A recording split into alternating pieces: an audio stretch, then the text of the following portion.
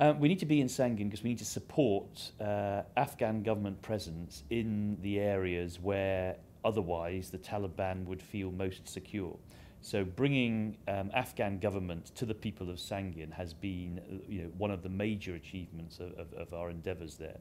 The other reason is that if we weren't there, Sangin would be used as a sanctuary and as a launch pad for violence in central Helmand, which is where the majority of the population is, which is where the critical parts of our campaign are.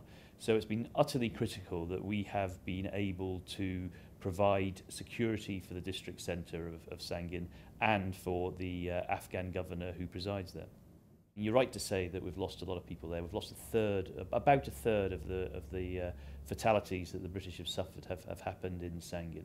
It's because the area matters so much to the Taliban, and the Taliban have come at us hard in that area.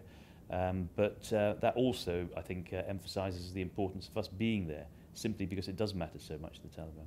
I think the most important piece of progress is the fact that the Afghan flag flies over the district centre. The Afghan government have representation there, and the people of Sangin, both within the secure area but also around the secure area, feel able to come to their government for their desires, their needs, and often to voice their complaints and thoughts.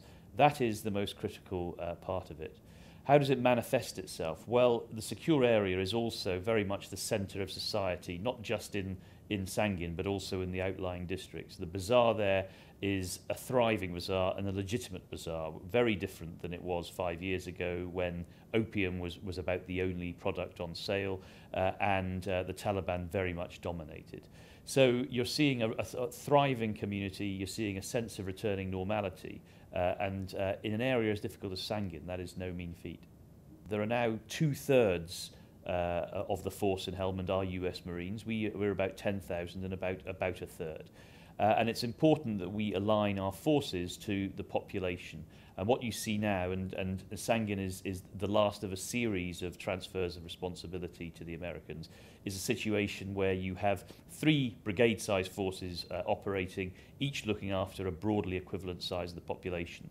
And what you're getting is the British reinvesting in central Helmand, which is the populated area. It's the area where most of the commerce is, it's the area where most of the governance is, and it's actually the most important part of Helmand. And getting that right and deepening the levels of force that we can send there is an important part of the campaign.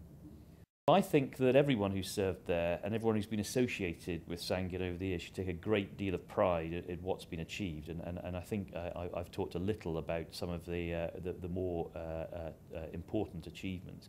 We've lost a lot of people there, and there's a lot of suffering and tragedy has happened within Sangin. And I would never say that it's worth that. I would there's nothing ever going to compensate for that loss.